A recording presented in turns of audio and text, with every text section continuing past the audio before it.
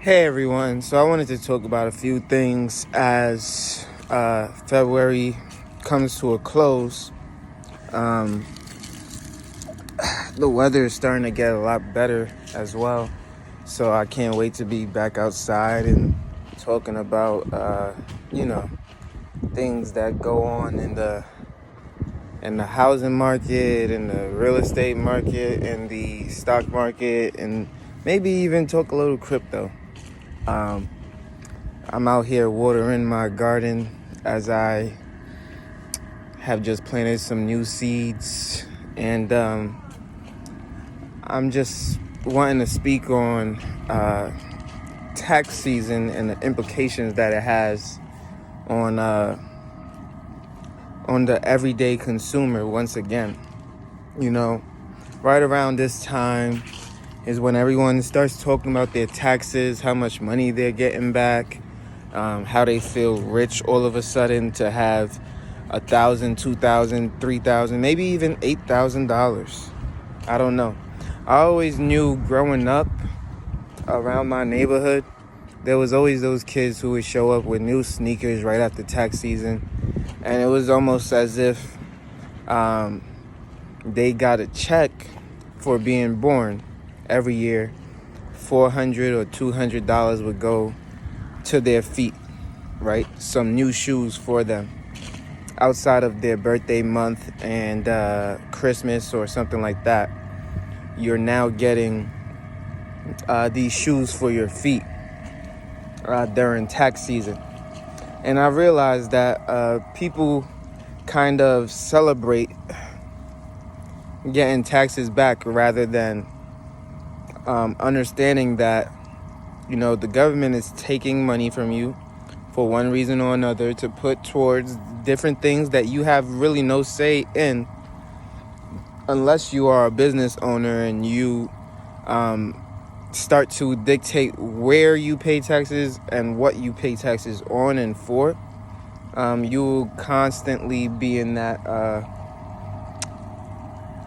group of people, which is the majority, that pay taxes on things that they have no control over. For example, our president has just sent another $100 billion to Ukraine. We have no say in that. And there's many things that people want to see changes in our economy, many things that people would like to happen that simply doesn't happen. But our foreign affairs, money, the stuff that we spend and budget for, that we have no control over, is what people look at to say, this is why, I want to be in charge of who I donate to. I want to be in charge of where my money is spent. So actually doing my backyard saved me $7,000 in taxes,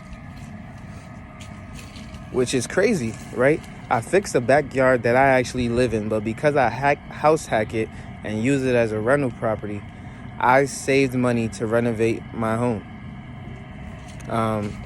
So when I look at something like that, it just opens up your mind a little bit to how do you navigate, avoiding taxes and doing these things. But in the same breath, there are people who use their taxes as an opportunity to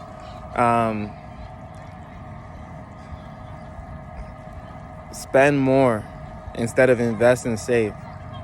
So you see, you got real estate, you got car agents right now, car dealerships, buying up as much property as possible, buying up any piece of sorry, I'm thinking about so much stuff, but you got car dealerships buying up all the cars that they can possibly find because they know during tax season there are going to be people who just have to get that new car.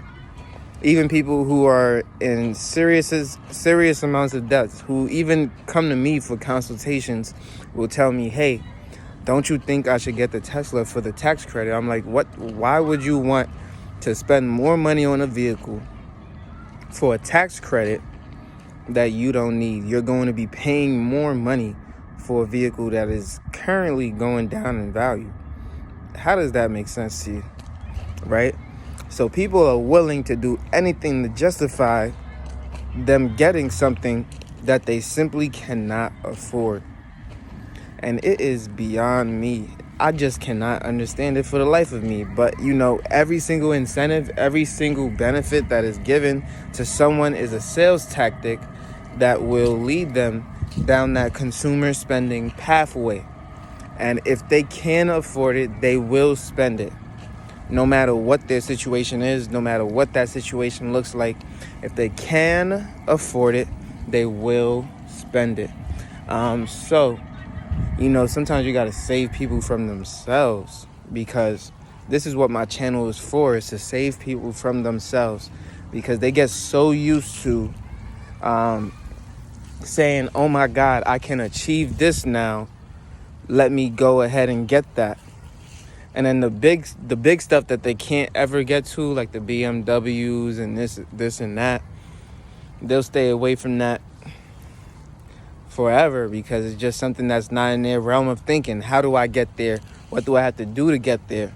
Right?